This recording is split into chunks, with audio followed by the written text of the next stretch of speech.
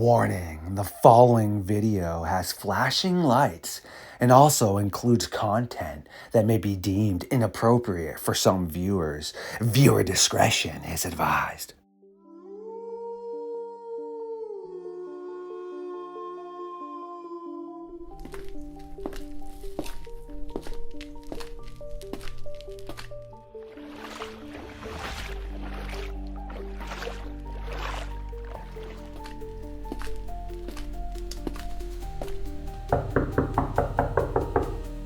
Who dares awaken me from my long-deserved slumber? JJ Messenger, yes, a member of the Midnight Society. This must mean you and I have some important things to attend to. And you even did bring me something to indulge myself on.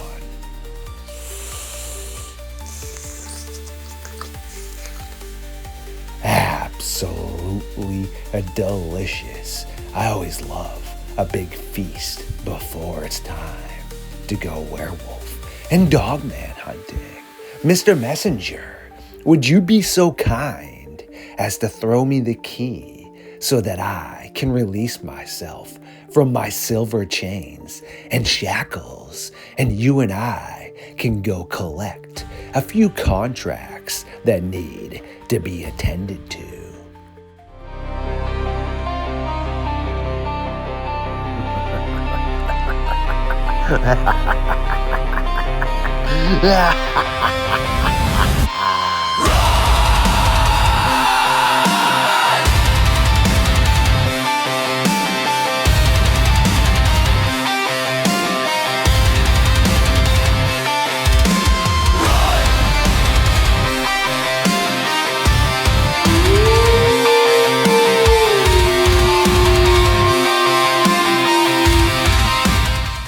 My creatures of the night, once again, of course, it is midnight lycanthropy time here on LordeStarfox Radio. JJ Messenger already snuck into the darkness of the fox den and is sitting around the late night fire, getting ready to once again burn the timber into the midnight hours. We, of course, are going back up to my stomping grounds, the 207 Maine. As I promised, I still have so many more encounters that need to be dove into from the good old state.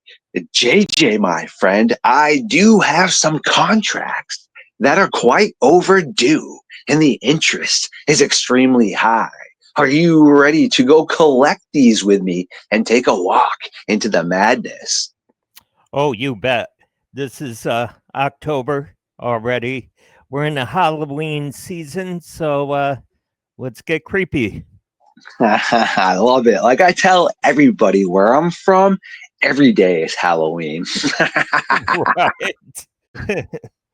Both of these encounters will be in Maine. I'm going to only say Maine, the first one, and then we know, hey, the second one's up here as well.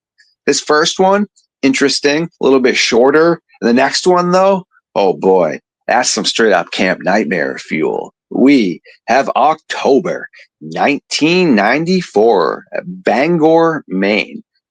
Just to give everybody a little bit of an understanding, Bangor is remote, yet it's also one of the larger cities in Maine, meaning in Bangor itself, you have a lot of people congested. Yet once you venture out there, that's when, just like the rest of the state, you start to run into the wilderness. You have a group of teens who are out driving during the dusk of the evening.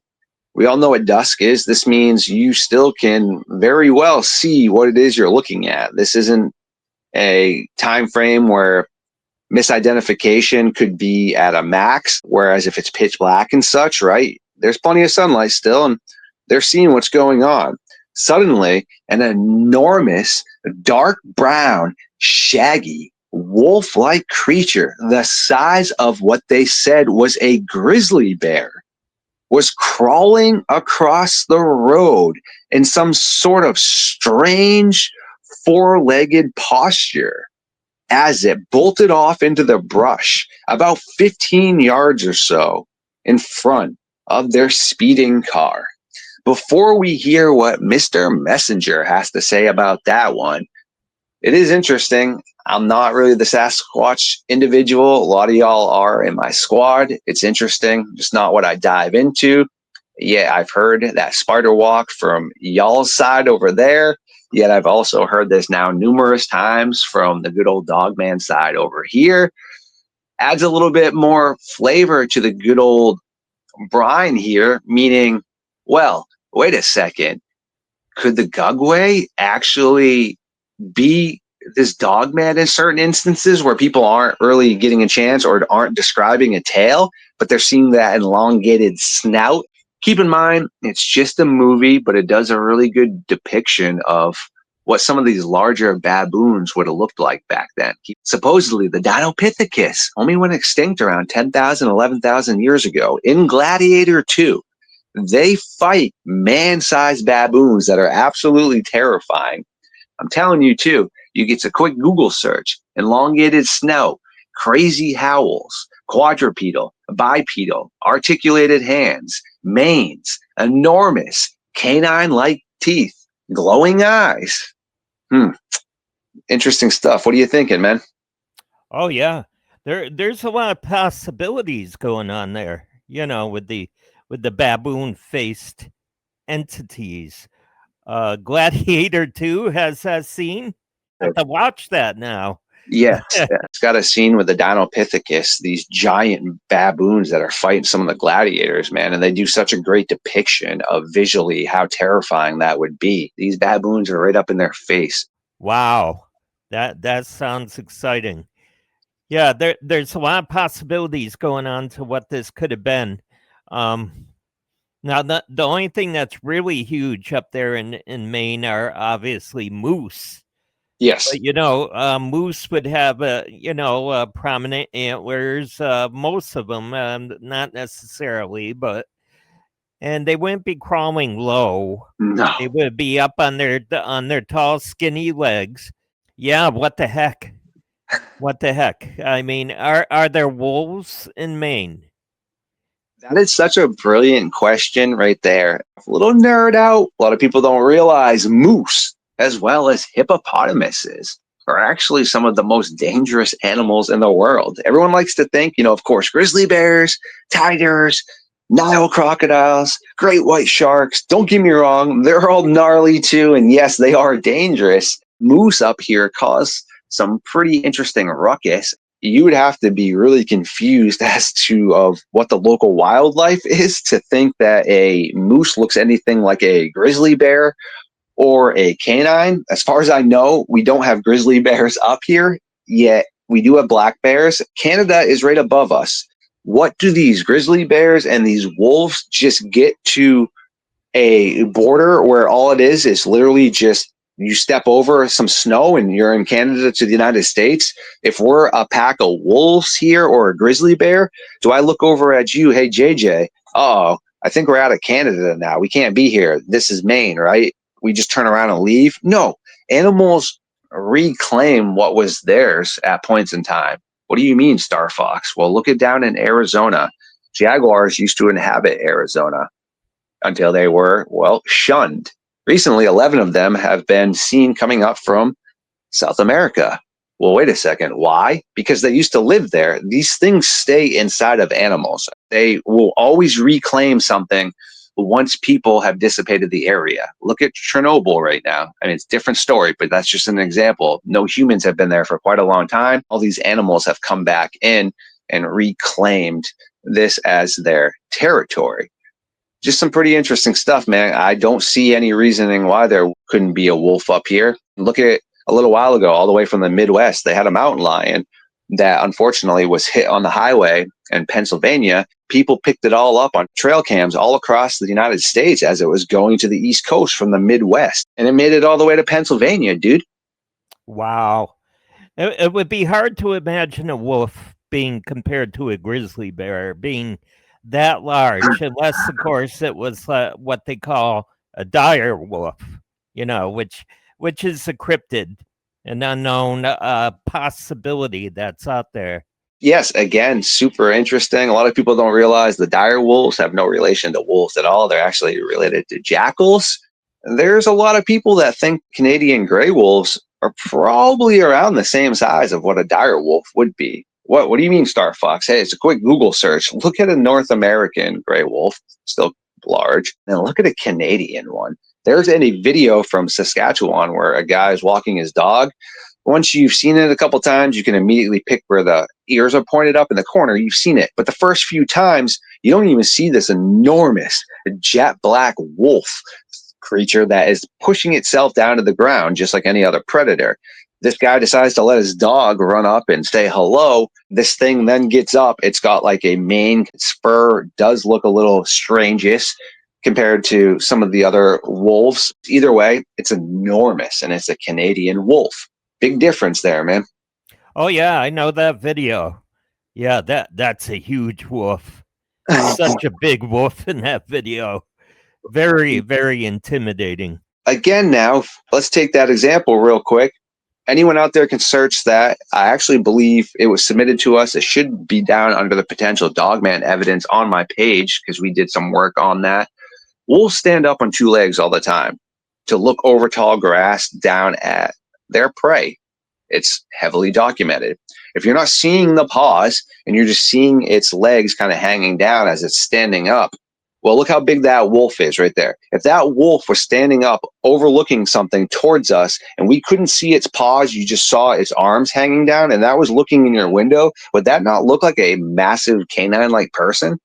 It would. It would be a classic Dogman depiction. Yes. That's interesting. I don't know, man. There's just a lot more going on here than we fully understand yet. Meaning there is still a lot of stuff pointing towards what you and I just said in a lot of those cases. If a wolf's standing up for a bit and then steps back, that could actually be a reason for a lot of these things. Then you have other people that swear up and down they watch this thing run for like 15, 20 yards. No, that is not something wolves would be doing fully. Again, though, I don't know. I wasn't there. You weren't there. We can only go off of what is submitted to us. I'm a big believer in those cases where I have footprints, vocalizations, even if some of the images are a little bit more blurry. Then I got the testimonial. Then I got so much to work with right there, you know? Yeah, not even in the old style carnivals would you find wolves running on their hind legs. Bears will do it, but not wolves. You know, and they would have bears riding bicycles and all of that. So So messed up, right? Jeez. yeah, right. What the heck? All right, you ready for this next one? This is even more twisted. This might be one of the most twisted ones, that we've ever had a chance to dive into. It's also one of the nightmare fuel ones that is pretty terrifying and actually has stuff to back it up with the reports of some of the missing people. And the individual is part of the North American Dogman Project. So we have some interesting stuff to dive into. Friday, June 23rd, 1995, Rangeley Lake State Park. This is actually kind of near Palmyra, where there's obviously the Martin case and some others. There's a massive game reserve up there. Not a bad spot for, well, any sort of animal to chill or something that's unknown. We have Lee Bucher from the North American Dogman Project main chapter, Mike Ratcliffe, Nathan White, Luke Gray, and Sean Elliott. They have all freshly graduated from Gold Academy and have decided to take a weekend camping and hiking trip to a remote part of the wilderness. After the long ride to their destination, the five friends get out of their cars, gather their gear, and begin the long trek to the remote campsite they have found on the map.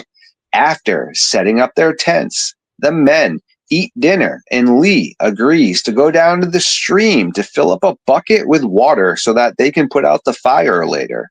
As Lee is filling up his bucket, he begins to hear the sound of loud twigs and branches snapping in an area of extremely thick brush and trees.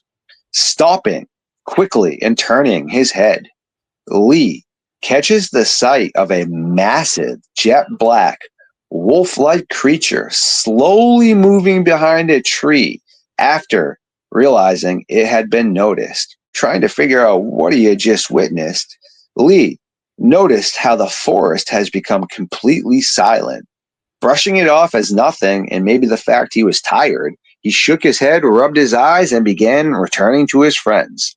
At around 9 p.m., the campfire had just burned down to the coals. As the group was entering their tents, they hear a very loud, human like dog howl, followed by a blood curdling scream, sounding like a person in danger. Knowing there aren't supposed to be wolves in Maine, The group of men are completely baffled by the howling and begin shining their flashlights in all directions, hoping to get a glimpse as to what was occurring. To their horror, they begin to hear footsteps of something gigantic and bipedal walking towards them as it was crunching and cracking through the brush and fallen branches. They could tell it weighed a lot by the sound of the pine cones just busting underneath its weight. Suddenly, they see an enormous werewolf like creature leap out from the nearby tree line and land directly in front of the men. Not knowing how to react, the group stands there in disbelief, hearing two loud pops as the strange animal pushes itself up from all fours onto two large bent back legs, and its posture looked to be as if it was an elderly individual hunched over. Then, suddenly, it charged the group. Mike pulls out his machete and begins waving it at the beast while screaming at the top of his lungs, "Get the heck out of here!" Not heeding the man's warnings, the creature easily grabs a hold of Mike with its two large human like arms. Screaming out in horror for his friends to help, Mike begins trying to hack at the strange dogman like creature with his machete. Angered by these feeble attempts, this strange animal grabbed the screaming man, seemingly just ripped him apart. Having witnessed their friend being brutally destroyed and now covered in a pool of his blood, the four remaining friends begin screaming out in terror. As if to find their horror humorous, this strange creature proceeded to dart towards the rest of the group. Luke was the next victim, as this werewolf like beast latched onto the man and began ripping massive chunks of flesh from his neck and torso. Choking, Luke begged his two friends to save him before going silent. Nathan and Sean looked over at Lee and screamed, "We really need to get the heck out of here." Still having their flashlights and hoping the animal would be content with already getting a hold of Mike and Luke, the three men begin running as fast as they can in the direction of their vehicles. Nathan and Lee reach the edge of the forest, breaking into a clearing, when suddenly they notice their friend Sean is not with them. They stop for a second and they look around. They start screaming, but there is nothing from their lost companion. No answer, no anything except the sound of this creature looming in the distance. The two remaining friends hop into their car and speed off to a local store to call the PD. To this day, the remains of Mike and Luke have never been found, nor has Sean. All three of these men are still considered missing. As for Lee, he still has flashbacks and nightmares on a daily basis from that dreadful day. What do you think, man? Oh, wow. Now that is intense. That could be straight from a horror movie. That is horrible. Um, the fact that there were no remains to be found, they couldn't find any blood or anything. Great question right there. I would assume, even though assumptions aren't good, even if any of that stuff was found, probably wouldn't be reported. Probably going to want to be kept on the hush hush, correct? Yeah, Right? It would not be something that would be conductive or conducive to tourism. Most definitely, not a place I would want to go camping. New and Rangeley is definitely a spot where a lot of people like to go. And this is one of those cases. Sure, yes, I only had a chance to speak to Lee, yet I'm able to background check and look that these other people are real people. Multiple layers here. I don't just have Lee's testimonial, you have paperwork that backs it up. You also now have a ton of other reports in this area and other sightings, which sure don't have necessarily anything to do with Lee and his friends' encounter, or maybe it did, right? Maybe it is one of the same creatures or something in this area that terrorized him and his friends as well. What are you thinking about all these, dude? It's certainly not manufactured. You have people that ended up disappearing. You have police involved. These are elements that you don't manufacture. Oh man, I mean, this is a reality. This is something very real, and apparently something very horrible occurred there. And I don't know if there were any suspicions that there was foul play. Did you hear any such reports? Not that I know to this point. There has been nothing that anyone that would be in charge of that type of stuff had filed anything. It makes me also think a little bit too. I don't know how a person could do this, even if you were Arnold Schwarzenegger. Yet William Scott White, one of the scientists of the Midnight Society, he's had a chance to see some of his friends and individuals he know that are actually mountain people that legit put on bear and wolf skins. And he said, even though he knows the individual underneath there, it's the most terrifying thing he's ever seen. It doesn't look right. It doesn't look like an animal. It doesn't look like a person. It's just terrifying. Correct? All right. It's not that far fetched to think that deranged individuals would be playing into that aspect as well. I've spoken about it before. There's cases where unfortunately psychotic people have played into the cryptid lore. There was one individual that was basically wearing Freddy Krueger like claws, dog furs, and playing into the whole werewolf lore in certain areas and such. There was somebody else that tried to blame what they did on the Sasquatch that took this woman that was hanging out with him that they never found, but he ends up being responsible. All right, we do know this. Could that have been a person in an animal fur at night now, which would be terrifying? So you're not going to get a full glance on it. You're totally caught off guard now that something has come into your camp. But this is where I would pause on that. Arnold's the man and was huge, right? I don't think he could just grab you and I and pull. I know what you're talking about. Okay, yes. There's just no way to grab something like that and just yank and have it pull apart like that as a person. Am I incorrect here? That would be a strength that even Arnold matched in his heyday. Mm-hmm. Yeah, that's if someone had a like you said, a Freddy Krueger glove or something, but you're not going to be like people through sheer strength as a normal human being, Yes, even if you know the environment really well, you're still going to potentially be a person. I don't think you're going to be able to transverse through supposedly really dense area and such at such a fast pace. Again, I could be incorrect.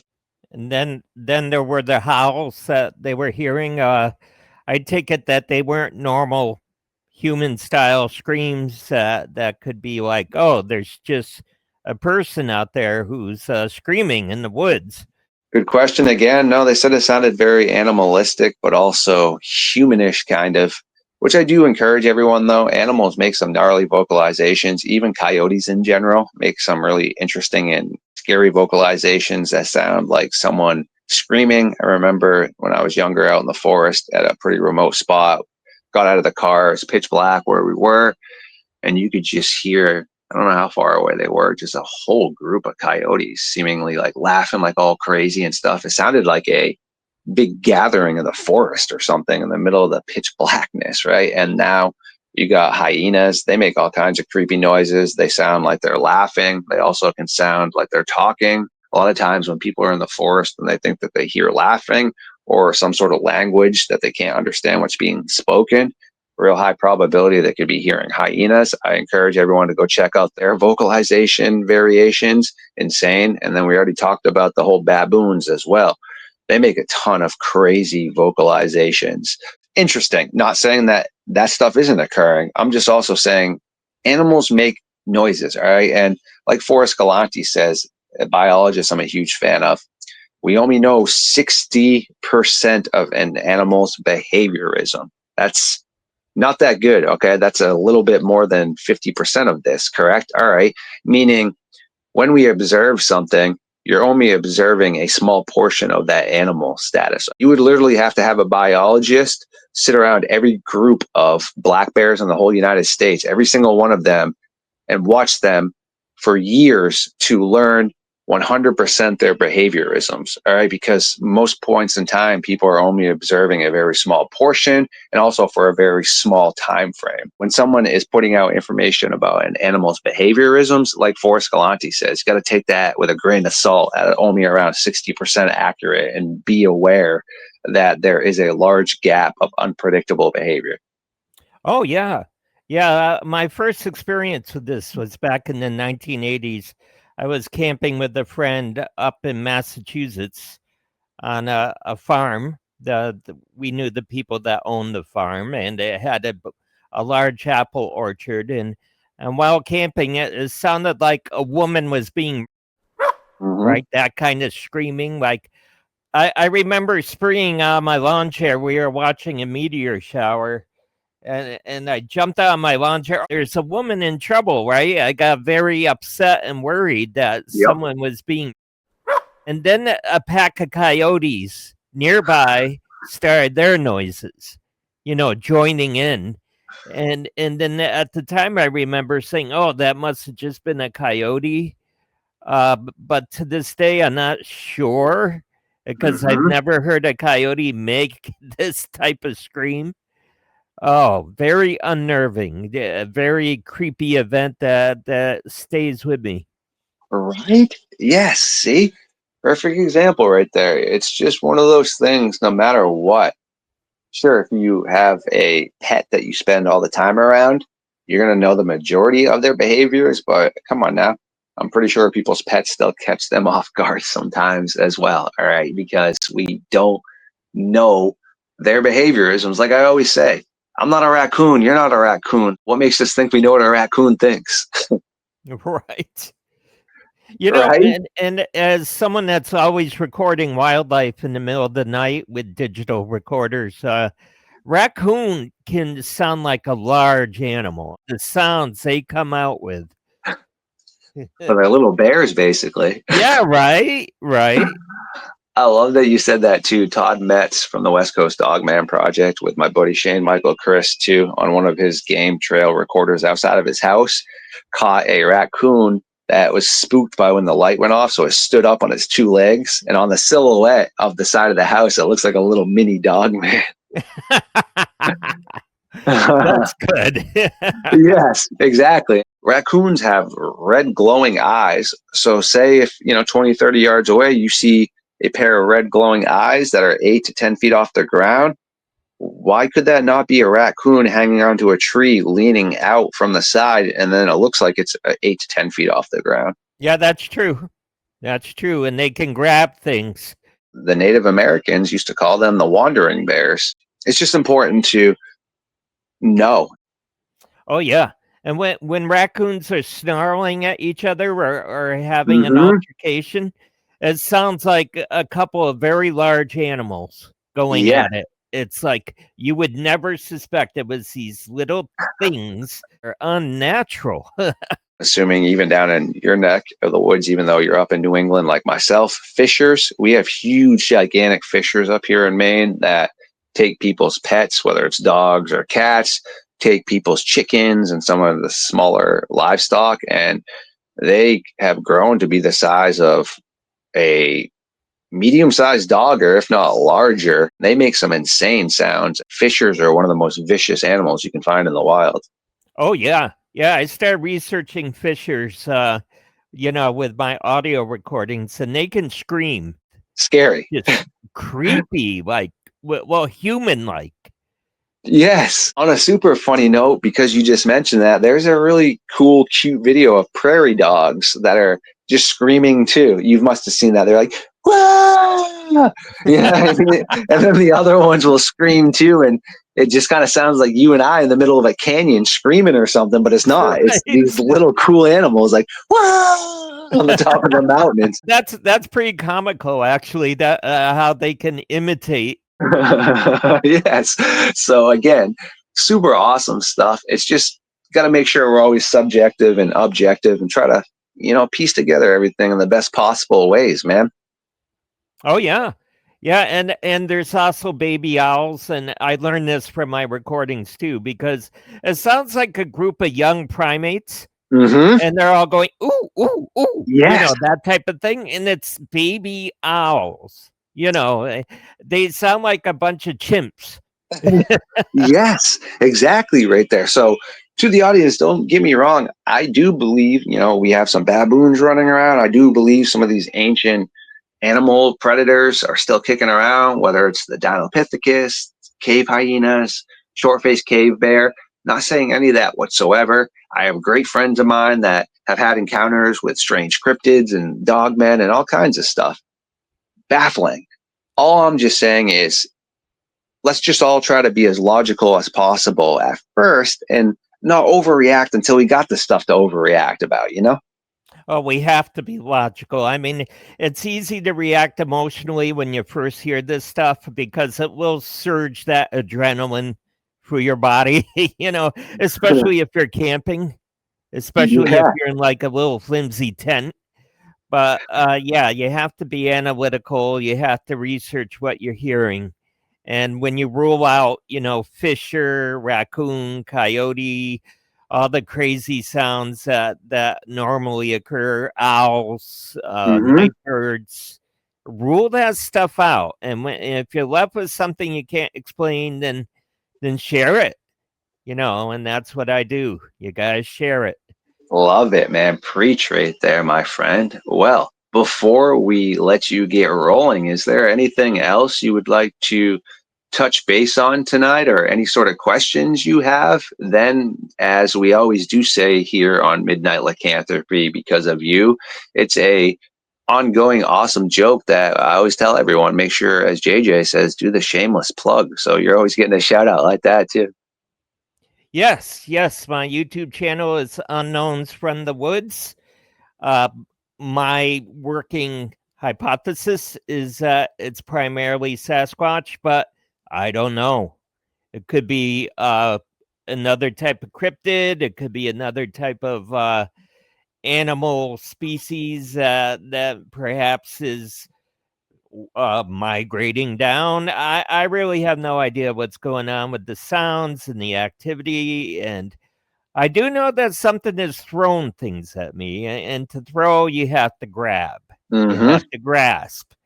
And a raccoon is out there throwing acorns at me. So they're pretty much the only animal I know that is grabbing things. Like they can unscrew a container, a Mm-hmm. raccoon can. But yeah, That's so there's awesome. something out there that is got hands. And I also photographed oily handprints on my car. So gnarly right there. Excellent stuff. Well, to the audience, yes, please make sure to head over to JJ's page. He is part of the Midnight Society, a bi-weekly host. He's done a lot for our thread over here. Let's try to return the favor. Let's give him some love. Hit that like button. Check out his stuff. Share it around. He'll be back here sooner than later. You can see previous playlists and content of Mr. Messenger and myself down below.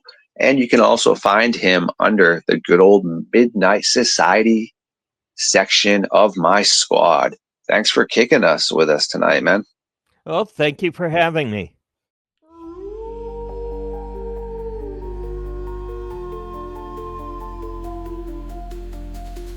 My legendary creatures of the night, I do adore every single one of you.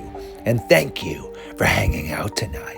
Please like, comment, subscribe, share the truth to the algorithm. And remember, there are things that go bump in the night.